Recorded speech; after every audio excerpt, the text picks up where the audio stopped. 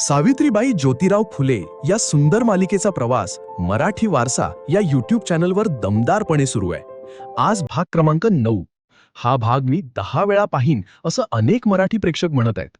आजच्या भागात नेवसे पाटील ज्योतीच्या आठवणीने व्याकुळ होऊन घरी बसलेले असतात. तेवढ्यात फौजदार येतात आणि कलेक्टरांनी पाठवलेली भेट व पत्र नेवसे पाटलांच्या हाती देतात.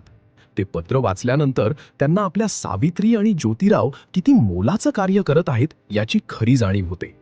या संपूर्ण प्रसंगात नेवसे पाटलांची भूमिका साकारणारे स्वप्नील राजशेखर यांनी अभिनयाचा अक्षरशः अप्रतिम आविष्कार घडवलाय. मुख्यतः नकारात्मक आणि खलनायकी भूमिकांसाठी ओळखला जाणारा हा कलाकार या मालिकेत मात्र एका हळव्या, प्रेमळ आणि अंतर्मुख वडिलांचं रूप इतक्या प्रभावीपणे साकारतो की अनेक वडिलांनी त्यातून शिकावं असं वाटतं. मला स्वप्नील यांनी साकारलेला बाप मनापासून आवडला. सावित्रीबाईंच्या भूमिकेतली क्षमा तर आपल्या भूमिकेला 100% न्याय देते. तिच्या अभिनयातली सहजता, भावनिक ताकद आणि संयम प्रत्येक प्रसंगात जाणवतो. पारूची भूमिका साकारणाऱ्या कलाकाराचंही काम तितकंच सुंदर आहे. तिचं बोलणं, वावरणं आणि अभिनय अत्यंत नैसर्गिक असून सहज लक्षात राहतो. सावित्रीची आई ही पडद्यावर छान दिसते, मात्र तिला संवाद फारसे मिळत नाहीत. कारण त्या प्रसंगात स्वप्नील राजशेखर यांचा अभिनय अक्षरशः संपूर्ण दृश्य व्यापून टाकतो. गंगाधर पंत नेहमीप्रमाणे जबरदस्त. या कलाकाराला अभिनयासाठी वेगळा प्रयत्न करावा लागत नाही असंच वाटतं. जणू तो अभिनयाची देणगी घेऊनच जन्माला आला आहे.